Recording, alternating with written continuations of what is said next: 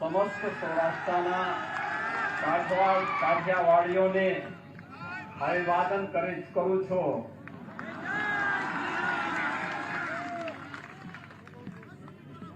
आज के इस गुजरात विधानसभा चुनाव में बाकानेर विधानसभा क्षेत्र से भारतीय जनता पार्टी के लोकप्रिय प्रत्याशी श्री जीतू भाई सोमानी जी, मोरबी विधानसभा क्षेत्र से भारतीय जनता पार्टी के लोकप्रिय प्रत्याशी और कई बार जिन्हें गुजरात विधानसभा क्षेत्र में प्रतिनिधित्व करने का अवसर मिला है, श्री कांति भाई अमृतिया जी, राजकोट के लोकप्रिय सांसद श्री मोहन भाई कुंडारिया जी, उत्तर प्रदेश सरकार में मेरे सहयोगी मंत्री श्री दयाशंकर सिंह जी,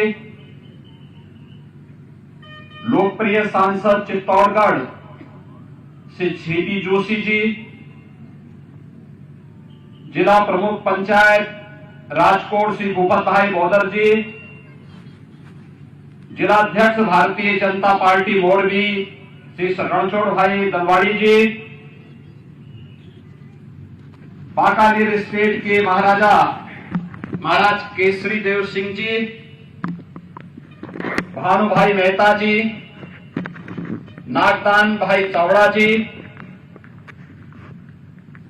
कागो भाई जडेजा जी, हिरण भाई पारीक जी और उपस्थित बाकानेर विधानसभा क्षेत्र से जुड़े हुए सभी उपस्थित मेरे भाइयों बहनों, मैं उत्तर प्रदेश की धरती से आया हूं। आप सब जानते हैं उत्तर प्रदेश मर्यादा पुरुषोत्तम भगवान श्री राम की पावन जन्मभूमि का प्रदेश है। उत्तर प्रदेश भगवान श्री कृष्ण की पावन जन्मभूमि का प्रदेश है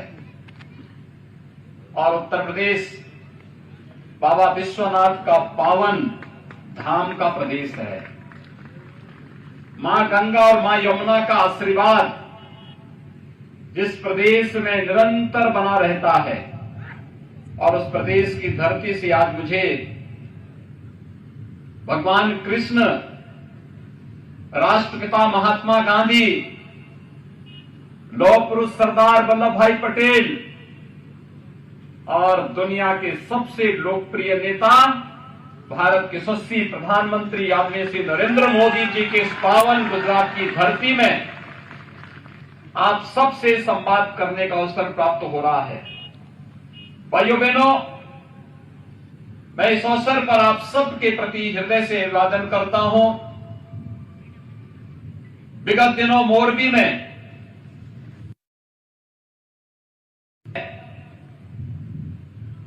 हुई दुर्घटना में जिन लोगों ने अपने परिजनों को, निकट संबंधियों को खोया है, उन सब के प्रति अपनी विनम्र श्रद्धांजलि अर्पित करते हुए, उन सभी काल कलवित हुए दिवंगत जनों के प्रति विनम्र श्रद्धांजलि अर्पित करते हुए ईश्वर से उनकी आत्मा की शांति की कामना भी करता हूं।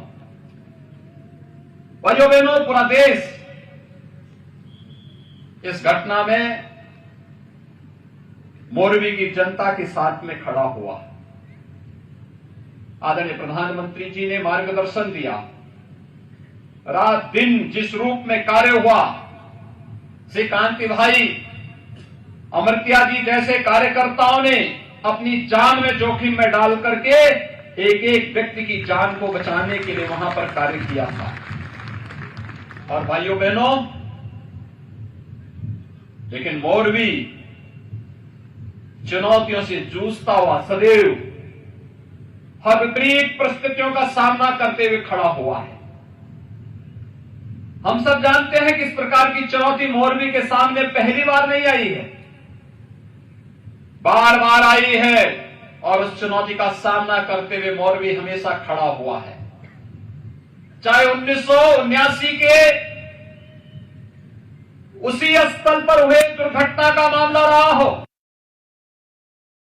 साइक्लोन के समय, और चाहे वह भूकंप के समय जब लोग मानते थे कि अब गुजरात का क्या होगा, मोरबी को खड़ा होते हुए और फिर से तेजी के साथ आगे बढ़ते हुए देश और दुनिया ने देखा है।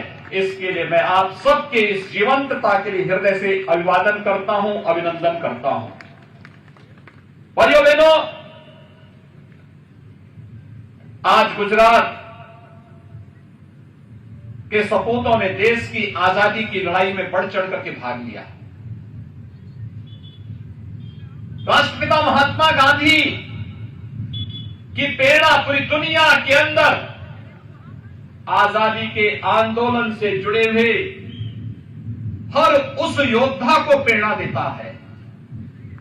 जो देश आज भी दुनिया के अंदर अपनी आजादी के लिए कराह रहे हैं, उन देशों को राष्ट्रपिता महात्मा गांधी का आंदोलन, सत्य और अहिंसा का आंदोलन आज भी एक नई प्रेरणा, एक नई ऊर्जा देता है। दुनिया के तमाम देश प्रेरित होते हैं। भारत की एकता और एकात्मता का आधार क्या होना चाहिए? लौह पुरुष सरदार वल्लभ भाई पटेल ने आजादी के बाद ब्रिटिशर की साजिश को दूर करते हुए देश की 563 से अधिक रियासतों को भारतीय गणराज्य का हिस्सा बना करके जूनागढ़ और हैदराबाद के जो नवाब थे, जो भारतीय गणराज्य में शामिल होने से थोड़ा आनाकानी कर रहे थे, सरदार साहब की एक ही बार उनके कहने से उनको भी घुटना टेकना पड़ा था। ये गुजरात की धरती है। और भाइयों बहनों, ये भारत का सौभाग्य है कि आज प्रधानमंत्री मोदी जी का नेतृत्व पूरे देश को मिल रहा है। पूरी दुनिया उनसे लाभान्वित हो रही है। अभी आपने 3 दिन पहले इंडोनेशिया के बाली में देखा होगा, प्रधानमंत्री मोदी जी के नेतृत्व में भारत को दुनिया के सबसे शक्तिशाली 20 देशों का नेतृत्व करने का भी अवसर प्राप्त हुआ है। अगले 1 वर्ष तक G20 के देशों का नेतृत्व भारत करेगा। प्रधानमंत्री मोदी जी के नेतृत्व में दुनिया के 20 जिनका दुनिया के 80% संसाधनों पर अधिकार है, वे लोग किस प्रकार की रणनीति बनाते हैं दुनिया की सुख, समृद्धि और शांति के लिए, ये सारे कार्यक्रम होने वाले हैं। और यह पूरे देश के लिए, हर गुजरातवासी के लिए गौरव की बात होनी चाहिए। इसके लिए मैं आप सबका हृदय से अभिनंदन करता हूं। भाइयों बहनों, आज गुजरात मॉडल की चर्चा देश और दुनिया में होती है। एक गुजरात मॉडल एक प्रधानमंत्री मोदी जी के मुख्यमंत्री कार्यकाल के दौरान हुए अनेक उन नवाचारों का उदाहरण है जो जीवन के प्रत्येक क्षेत्र में गुजरात ने स्थापित किए। विकास का क्या मॉडल होना चाहिए, सुरक्षा का क्या मॉडल होना चाहिए, शांति और सौहार्द के लिए क्या कुछ होना चाहिए, गरीब कल्याण के लिए क्या होना चाहिए, ईज ऑफ लिविंग के लिए क्या होना चाहिए, ये सभी मॉडल प्रधानमंत्री मोदी जी ने मुख्यमंत्री के अपने 13-14 वर्षों के कार्यकाल के दौरान न केवल गुजरात वासियों को बल्कि पूरे देशवासियों को दिया। और आज उसी मॉडल को पूरा देश ही नहीं, पूरी दुनिया उदाहरण के रूप में ले रही है। ये गुजरात का ही मॉडल है जिसने कोरोना जैसी आपदा के समय, महामारी के दौरान न केवल भारत के 135 करोड़ लोगों को एक नया जीवन देने का काम किया। आपने देखा होगा जैसे जैसे कोरोना का प्रकोप बढ़ता गया, प्रधानमंत्री मोदी जी ने नए नए तरीके से उसको निपटने की भी रणनीति देनी प्रारंभ की। पहले जान है जहान है, हर व्यक्ति अपने आप को बचाए। इसके लिए प्रधानमंत्री मोदी जी ने जब लॉकडाउन की घोषणा की तो जान है जहान के माध्यम से प्रत्येक व्यक्ति को सुरक्षित रहने के लिए एक नई प्रेरणा दी। कोरोना का प्रकोप दुनिया के अंदर बढ़ता गया, भारत के अंदर जीवन और जीविका को बचाने के लिए फिर कार्रवाई और उसके अनुरूप रणनीति भी तय हो गई।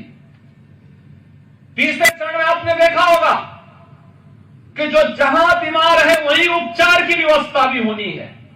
यह कार्य भी हुआ और जब लगा कि नहीं इसके अलावा कुछ और भी चाहिए, फ्री में टेस्ट, फ्री में उपचार, फ्री में वैक्सीन और भाइयों बहनों हर गरीब को, देश के 80 करोड़ भारतवासियों को फ्री में राशन की सुविधा भी तो प्रधानमंत्री मोदी जी ने दी थी।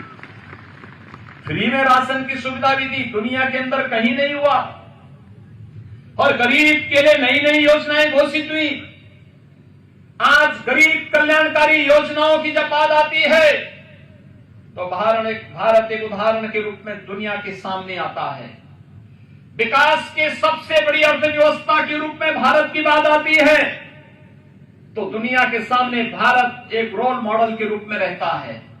और ये हमारा सौभाग्य है, जिस देश की आजादी को लेकर के राष्ट्रपिता महात्मा गांधी ने कई बार जेल की यात्रा की थी, सरदार वल्लभ भाई पटेल जी के नेतृत्व में जिस देश ने आजादी की इस लड़ाई को एक नई ऊंचाइयों तक पहुंचाने में अपना योगदान दिया था, उस आजादी के अमृत महोत्सव के मुख्य महोत्सव में ये देश प्रधानमंत्री मोदी जी के नेतृत्व में कितनी भव्यता के साथ अपनी आजादी के अमृत महोत्सव के कार्यक्रम के साथ जुड़ा। हर घर तिरंगा इसका उदाहरण है। भाइयों बहनों, 1947 में कांग्रेस ने हो सकता है कि हमारे घरों में भारत के आन मान शान के प्रतीक तिरंगा को पहराने में चूक की होगी, लेकिन आजादी का अमृत महोत्सव कैसे होना चाहिए, ये प्रधानमंत्री मोदी जी ने देश की आजादी के 75 वर्ष पूरे होने के बाद उस कार्यक्रम को आगे बढ़ाया। आज तो मैं आपसे कहने के लिए आया हूं कि भाइयों बहनों, भगवान श्री कृष्ण कभी मथुरा छोड़ करके द्वारिका में आए थे। द्वारिका उनका धाम बना, एक तीर्थ बन गया। आज गुजरात में भगवान सोमनाथ मंदिर के पुनरुद्धार के साथ ही आज उसका भव्य रूप जब देखने को मिलता है, द्वारिका के भव्य स्वरूप को सामने लाने का कार्य होता है, अंबा माता के मंदिर के भव्य रूप को दुनिया के सामने जब प्रस्तुत किया जाता है, ऐसे ही भारत की विरासत के प्रतीक, आस्था के प्रतीक, इन सभी धर्मस्थलों को एक भव्य स्वरूप देखने को मिलता है तो उससे एक नई प्रेरणा हम सबको भी प्राप्त होती है। और हम सब आभारी हैं आपके। आपने बार बार मोदी जी को यहां मुख्यमंत्री के रूप में चुना। मोदी की इतनी लोकप्रियता हुई और देश के प्रधानमंत्री बने, और प्रधानमंत्री बनने के बाद आज मोदी जी का मार्गदर्शन और उनका नेतृत्व उत्तर प्रदेश को वैसे ही मिल रहा है जैसे गुजरात को मिल रहा है। और भाइयों बहनों, उसका परिणाम भी देखने को मिल रहा है। आपने देखा होगा उत्तर प्रदेश के अंदर 500 वर्षों का इंतजार समाप्त हुआ ना। अयोध्या में भगवान राम का भव्य मंदिर का निर्माण कार्य प्रारंभ हो गया ना। अयोध्या में भगवान राम के भव्य मंदिर का निर्माण कार्य प्रारंभ हुआ। और काशी में काशी विश्वनाथ धाम किस भव्य रूप में देखने को मिल रहा है। आप में से बहुत सारे लोग गए होंगे, जो नहीं गए मैं उनको आमंत्रित करूंगा, काशी में आइए, काशी विश्वनाथ धाम का दर्शन करिए। कितना भव्य स्वरूप हो गया है। कोई 2017 के पहले गया होता, 14 के पहले गया होता, उसे विश्वास ही नहीं होगा। यही तो है, मोदी है तो मुमकिन है, इसी को कहते हैं भाइयों बहनों। यही है जो संकल्प लिया। आज विकास की नई नई ऊंचाइयों को छूता हुआ भारत, आस्था के तीर्थ स्थलों का होना सम्मान और उसका भव्य स्वरूप। आप उत्तराखंड में केदारपुरी और बद्रीनाथ धाम में जाइए, वहां पर भी यही भव्य स्वरूप आपको देखने को मिलेगा। आप उज्जैन में जाइए, महाकाल के महालोक का दर्शन करिए। प्रधानमंत्री मोदी जी ने अभी कुछ दिन पहले उसका लोकार्पण भी किया है। और भाइयों बहनों, मैं पूछना चाहता हूं, क्या कांग्रेस रहती तो अयोध्या में भगवान राम का मंदिर बन गया होता क्या? क्या कांग्रेस के रहते काशी में भगवान विश्वनाथ का धाम इस भव्य स्वरूप को प्राप्त कर पाता क्या? कांग्रेस के रहते, अच्छा बताओ, प्रधानमंत्री मोदी जी और गृह मंत्री अमित शाह जी ने कश्मीर की धारा 370 को सदैव के लिए समाप्त कर दिया, आतंकवाद की जड़ को सदैव के लिए मिटा दिया। क्या कांग्रेस के रहते सब संभव हो पाता क्या? जब भाइयों बहनों, कांग्रेस न आपके सुख दुख में सहभागी बन सकती है, कांग्रेस न आपकी आस्था का सम्मान कर सकती है, कांग्रेस न देश की सुरक्षा कर सकती है, कांग्रेस न वैश्विक मंच पर भारत को प्रतिष्ठा दिला सकती है, कांग्रेस भारत को दुनिया की सबसे बड़ी अर्थव्यवस्था के रूप में भी स्थापित नहीं कर सकती है। और कल तो मैं एक बड़ा मजेदार देख रहा था, कल कांग्रेस के एक मंच पे राष्ट्रगान हो रहा था, राष्ट्रगान के दौरान फिल्मी गीत बजने लग गया। ये तो इनकी राष्ट्रभक्ति है। राष्ट्रगान का भी सम्मान नहीं कर सकते।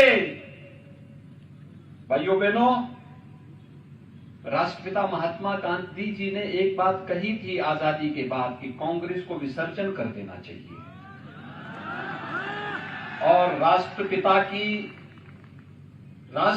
की उस संकल्प को पूरा करने का समय लगता है, समय आ गया है समय। और इसीलिए गुजरात में कोई संदेह नहीं, आज डबल इंजन की सरकार जिस तेजी के साथ कार्य कर रही है, प्रधानमंत्री मोदी जी का नेतृत्व है, उनका मार्गदर्शन है, भूपेंद्र भाई पटेल जिस मजबूती के साथ यहां कार्य कर रहे हैं, इसको देखते हुए मोरबी की हर सीट भारतीय जनता पार्टी के चुनाव चिन्ह कमल की फूल की तरफ जाना चाहिए। और भाइयों बहनों, यही संकल्प लेने के लिए आज मैं आपके पास आया हूं, आपसे कहने के लिए आया हूं। और मैं आप सबसे इस बारे में करूंगा कि आप सभी इस बात से सहमत हैं कि देश का विकास और देश की सुरक्षा के लिए भाजपा आवश्यक है। आप मानते हैं देश की सुरक्षा, देश की आस्था का सम्मान ये केवल भारतीय जनता पार्टी और प्रधानमंत्री मोदी जी के द्वारा ही संभव है। आप मानते हैं ना? सभी लोग मानते हैं। भाइयों बहनों, आप सबसे मैं अपील करूंगा, अगर आप ये मानते हैं तो मैं आप सबसे अपील करूंगा कि हमारे बांकानेर से भारतीय जनता पार्टी ने एक जुझारू कर्मठ कार्यकर्ता को, बहुत पुराने कार्यकर्ता हैं, विचारधारा से जुड़े हुए कार्यकर्ता हैं, जीवन पर्यंत एक निष्ठा के साथ अपने राष्ट्रवादी विचारधारा का समर्थन करते हुए, उसका अनुसरण करते हुए उन्होंने पूरा जीवन जिया है। ऐसे श्री जीतू भाई सोमानी को बांकानेर विधानसभा क्षेत्र से भारतीय जनता पार्टी ने प्रत्याशी बनाया है। मोरबी से भारतीय जनता पार्टी ने श्री कांति भाई अमृतिया जी को अपना प्रत्याशी बनाया है। भाइयों बहनों, चुनाव के दौरान प्रत्याशी के लिए बहुत कठिन होता है कि हर घर जा सके। एक एक कार्यकर्ता को प्रत्याशी स्वयं बनना होता है। और मेरी आप सबसे अपील होगी, ये लड़ाई वास्तव में राष्ट्रवाद बनाम राष्ट्र विरोध का है, विकास बनाम विनाश का है, राष्ट्रवाद बनाम आतंकवाद का है, देश के सम्मान बनाम देश का विरोध करने वालों के बीच में हो जाता है। और गुजरात से ज्यादा इसको कौन समझ सकता है। और इसलिए मेरी आप सबसे अपील होगी कि भारतीय जनता पार्टी के इन सभी प्रत्याशियों को कमल चुनाव चिन्ह पर भारी बहुमत से विजयी बनाने की अपील आप सबसे करने के लिए मैं आया हूं। आप सभी सहमत हैं? सभी लोग सहमत हैं? दोनों हाथ उठा करके मेरे साथ आप सभी बोलेंगे, दोनों हाथ उठा करके, जय जय जय गरवी गुजरात, जय जय जय गरवी गुजरात, हर हर महादेव, जय श्री कृष्णा, जय श्री राम, जय जय श्री राम।